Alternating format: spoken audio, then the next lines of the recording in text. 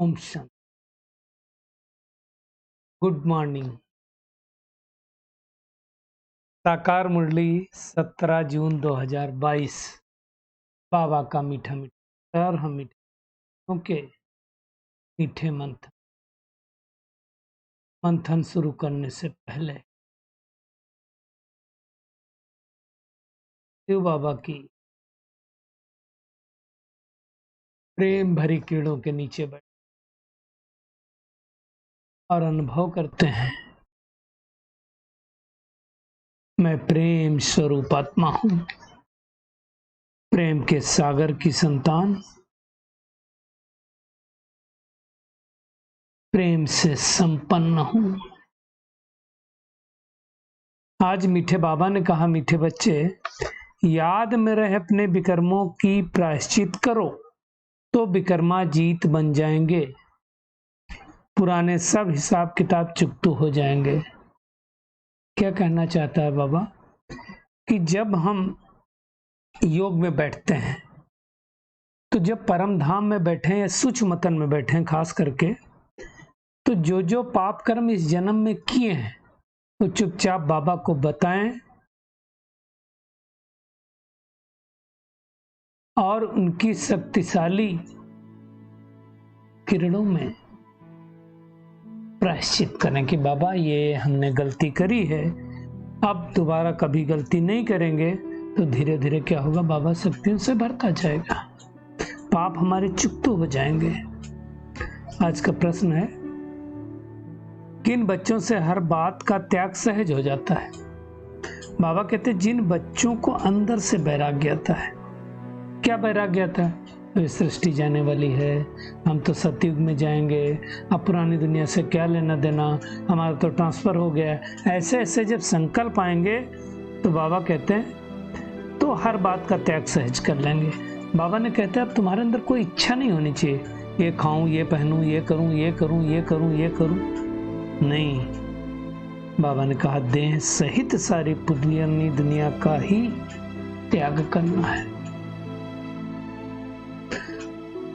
समय आ गया ऐसा, बाबा आए हैं, क्या करने आया है? तुम्हें हथेली पर बहिष्त देने आया है। सोचो, भगवान अपने दोनों हाथों में बहिष्त लेकर के खड़ा है, बच्चे बहिष्त तुम्हारा है। अब ये बहिष्त अगर तुम्हारा है तो तुम्हें क्या करना पड़ेगा? इस पुरानी दुनिया से वैराग्य है, बुद्धि योग हट जाना चाहिए। बुद्धि योग अगर पुरानी दुनिया में ही जाता रहा तो पुराने संस्कार फिर से जागृत होते रहेंगे। इसलिए बाबा बोलते हैं, आज का गीत है, माता ओ माता तू ही भाग्य विधाता। बाबा कहते हैं बच्चों ने अपने माँ की महिमा सुनी। कौन सी माँ? देखिए, दो माँ है, एक बड़ी माँ अर्थात ब्रह्मा माँ, जिनके द्वारा शिव बाबा ने हमको अडॉप्ट किया। दूसरी पालना करने की माँ यानी मम्मा, तो वो दूसरी माँ। अब बड़ा मेला किसका लगता है? पहली माँ का लगता है, ब्रह्मा माँ का या मम्मा का लगता है? तो कहा जाता है जगत अम्बा का सबसे बड़ा मेला लगता है, नहीं मम्मा का लगता है। कोई न कोई प्रकार से माँ की पूजा होती है, पिता की भी होती है, ऐसा नहीं कि नहीं होती, लेकिन वो जगत अम्बा है, वो जगत पिता है ना? तो जगत अम्बा की महिमा बहुत है। वैसे तो दोनों को ही रचयिता कहेंगे। बड़ी माँ को पहले शिव बाबा अडॉप्ट करते हैं, फिर उनके द्वारा मम्मा को अडॉप्ट करते हैं, जिनको सरस्वती कहते हैं। तो सरस्वती कौन हो गई? ब्रह्मा की बेटी हो गई। ये सब बातें परमात्मा समझाते हैं और किसी को समझ में थोड़ी आता है। तो बाबा कहते हैं अब हर एक आत्मा को अपना कर्म भोग का हिसाब किताब चुकतो करना है। 63 जन्मों का खाता हमारे सिर पर है, तो याद करके चुकतो होगा। देखिए, हम विकर्मा जीत थे, सतयुग त्रेता विकर्मों के ऊपर जीत पाए हुए थे। रावण ने हमको विकर्मी बनाया, यानी विकर्मी संबंध में आए द्वापर युग से। अब हम फिर से विकर्मों पर जीत पाकर विकर्माजीत बनते हैं। जो भी पाप हैं उनको योग बल से प्रायश्चित करके समाप्त करना है। जो नंबर 1 पुण्यात्मा यानी सतयुग में लक्ष्मी नारायण श्री कृष्ण की आत्मा, वही नंबर 1 पाप आत्मा भी बनती है। ये सब समझने की बातें हैं। बाबा कहते हैं अनेक जन्मों के विकर्म किए हुए हैं, इसलिए भोगना भोगनी पड़ती है। तो अब जो भोगना है, बाबा कहते हैं उनको डरना नहीं है, खुशी से पार करना है। क्यों? अपन नहीं किया हुआ हिसाब किताब है तो भोगना तो भोगना ही पड़ेगी। प्रायश्चित तो होना ही एक बाप की याद से। जब तक जीना है बाबा कहते तब तक तुम बच्चों को ज्ञान अमृत पीना है, योग में रहना है। फंक नहीं होना है कि कब तक रहेंगे, कब तक करना पड़ेगा, नहीं। बाबा कहते विकर्म है तब तो खांसी वांसी आती है, तो क्यों आएगी? तो खुशी खुशी बाबा कहते हैं तुम्हें सोचना चाहिए कि यही सारे हिसाब किताब चुकता हो जाएं, आगे हमें कोई हिसाब किताब करना ही न पड़े, है ना। तब पास विधान बनेंगे। हिसाब किताब रह जाएंगे तो सजा खानी पड़ेगी, और सजा खानी पड़ेगी तो क्या होगा? मोचरा खा के बाबा कहते मानी मिले तो बेइज्जती है ना। तो हमें अभी यहीं पर विकर्मों को नष्ट करना है, याद से या भोग से, खुशी खुशी। इसमें घबराने की कोई बात नहीं है। बाबा कहते हैं अभी तो देखो शरीर कैसे हो गए, है ना। बैठे बैठे आत्माएं शरीर छोड़ देती हैं, और मनुष्य का शरीर बाबा कहते कोई काम का नहीं आता है। जानवर के तो फिर भी काम में आता है। आज देखो तो मनुष्य अगर कोई शरीर छोड़ दे तो कुछ नहीं होता है ना। जानवरों की खाल वाल तो फिर भी काम आती है, लेदर की सामानें बनती हैं। तो ये सारी बातें बाबा समझाते हैं। उस बिलवेड बाप को याद करना है जिसको आधा कल्प से हम ढूंढ रहे थे। बाबा कहते ब्राह्मण भी वही बनेंगे जो बाप से वर्षा लेने के हकदार हैं। सब नहीं बनेंगे, सबको ये ज्ञान समझ में आएगा नहीं, सब आएंगे ही नहीं ज्ञान सुनने के लिए, है ना। तो बाबा कहते सच्चे जो ब्राह्मण हैं उनको सच्चा होना चाहिए, पवित्र होना चाहिए, प्योर होना चाहिए।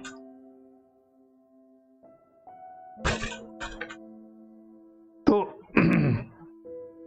सर्वशास्त्रमयी शिरोमणि गीता गाई हुई है, जिस गीता के द्वारा बाबा ने कौड़ी से हीरे तुल्य में बनाया है। महिमा सारी एक की है, ब्रह्मा विष्णु शंकर की भी कोई महिमा नहीं, तो देवताएं हैं, इसलिए कहते हैं ब्रह्मा देवता नमः, विष्णु देवता नमः, शंकर देवता नमः, है ना। बाबा कहते हैं दुनिया में बलि चढ़ते चढ़ते लोग कैसे हो गए। देवी पर बलि चढ़ते थे, कोई शिव पर चढ़ता था। काशी कलवट में क्या था? शिव जी का ही मंदिर था, लेकिन नीचे गिरते आए कोई फायदा नहीं। काली पर बलि चढ़ते चलते काले हो गए। तो बाबा कहते इस समय सब आयरन एजेड है, और बाबा करके फिर से गोल्डन एजेड बनाता है। ये सब बातें बाबा समझाते, कोई दूसरा समझा ही नहीं सकता ना, किसी को मालूम ही नहीं। तो वो है अमर लोक और ये है मृत्यु लोक। देखिए लोक, लोक किसको कहा जाता है? जहां हम रहते हैं। तो एक है परलोक, परलोक मतलब दूसरा लोक। बैकुंठ को परलोक नहीं कह सकते, वो तो अमर लोक है, ये मृत्यु लोक है। परलोक अर्थात दूसरा लोक जहां हम सब आत्माएं अपने परमात्मा के साथ, अपने पिता के साथ रहती थी, वो परलोक है। बाबा कहते तुमने भारत में राज्य किया है, परलोक में नहीं राज्य किया है। परलोक का राजा नहीं बनना है ना। यही परलोक परम धाम को कहा जाता है। स्थूल लोक और फिर बैकुंठ लोक कहाँ होगा? यहीं पर होगा। जब ये मृत्यु लोक समाप्त हो जाएगा तो यहीं पर बैकुंठ लोक आएगा। मृत्यु लोक क्यों कहा जाता है? क्योंकि काल मृत्यु होती रहती है। लोग कहते हैं बैकुंठ में जाएं, है ना। तो परलोक सिधार गए मतलब कोई परमात्मा के पास नहीं जाता, कोई बैकुंठ में नहीं जाता। तो ये समझने की बात है। अभी नरक है, स्वर्ग परे से परे, स्वर्ग तो अभी है ही नहीं ना। फिर ड्रामा अनुसार बाबा स्वर्ग की स्थापना कर रहा है। तो अभी तुमको बाबा कहते पुरुषार्थ करना है नई दुनिया में जाने का। जो करेगा सो पाएगा, सब तो नहीं करेंगे, जो पढ़ेगा लिखेगा वो होगा वैकुंठ का नवाब, मालिक बनेगा। सब तो नहीं बनेंगे। बाबा कहते तुम इस सृष्टि का को सोने का बनाते हो। सोने का बनाना अर्थात शुद्ध बनाना। सोना तो अपने आप आएगा, ऐसा नहीं कि सोने की द्वारिका कोई नीचे चली गई थी बाहर निकल आएगी, नहीं, बनाना पड़ता है सब कुछ। तो नशा होना चाहिए कि हम प्रिंस प्रिंसेस बनना है। ये प्रिंस प्रिंसेस बनने की कॉलेज है, मेहनत करना। जैसे वो कॉलेज है वैसे इस कॉलेज में मेहनत करनी है हमको। बाबा कहते हैं सोचो, प्रिंस प्रिंसेस बनने की कॉलेज एक ही है जहां हम अभी पढ़ाई कर रहे हैं शिव बाबा से, कितनी साधारण रीत से बैठे। दूसरी वो कॉलेज जो द्वापर युग में प्रिंस प्रिंसेस होते हैं वो जाते हैं, और तीसरी सतयुग के प्रिंस प्रिंसेस की कॉलेज भी तो होगी। देवी देवताएं तो पढ़ने जाते होंगे। बाबा कहते महल से निकलो, उस पर विमान बैठे होंगे, फट से उड़ करके पहुंच जाएंगे। वहां कोई मेहनत नहीं करनी पड़ती, कितने सुंदर महल बगीचे सब कुछ होंगे। ये 5 तत्व तो हमारे सेवा करेंगे।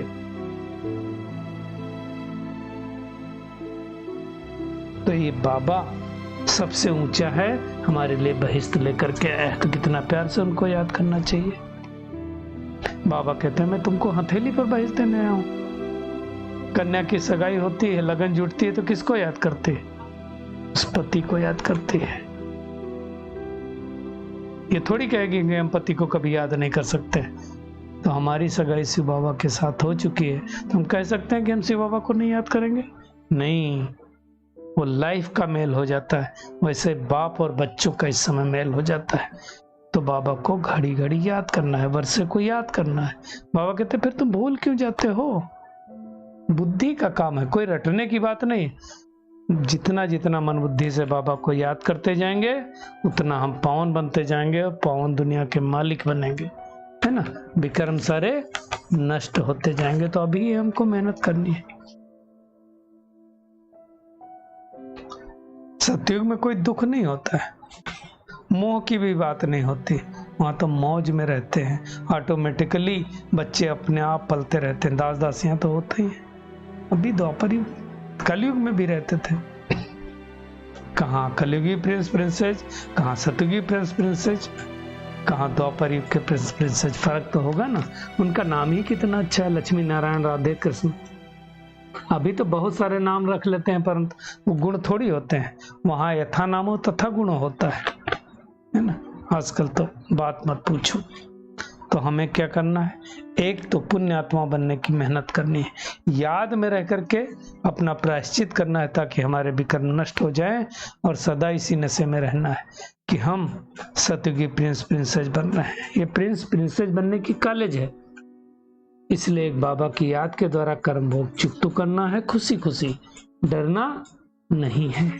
आज का बाबा का खूबसूरत वरदान है, अचल स्थिति द्वारा मास्टर दाता बनने वाले विश्व कल्याणकारी भो। बाबा कहते जो अचल स्थिति वाले हैं उनके अंदर यही शुभ भावना शुभकामना उत्पन्न होती है कि यह भी अचल हो जाए, ये भी अच्छे हो जाएं, ये भी सुधर जाएं, इनको भी परमात्मा का वरदान मिल जाए। अचल स्थिति वालों का बाबा कहते विशेष गुण क्या होगा? रहम दिल, हर आत्मा के प्रति सदादाता की भावना। उनका विशेष टाइटल क्या है? विश्व कल्याणकारी।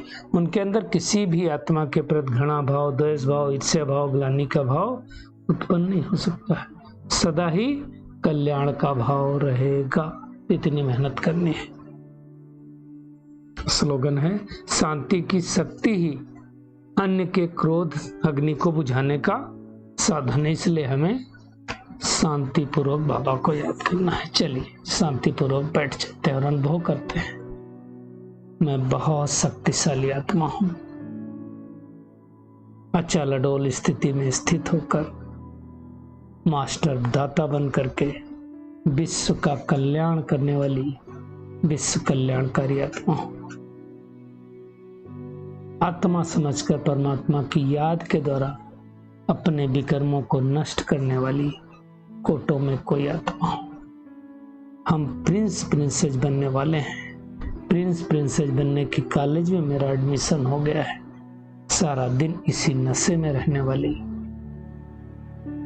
कोटों में कोई आत्मा हो। शुक्रिया मीठे प्यारे बाप दादा, शुक्रिया आप सभी का। इस मीठे मंथन के लिए। ओम शांति।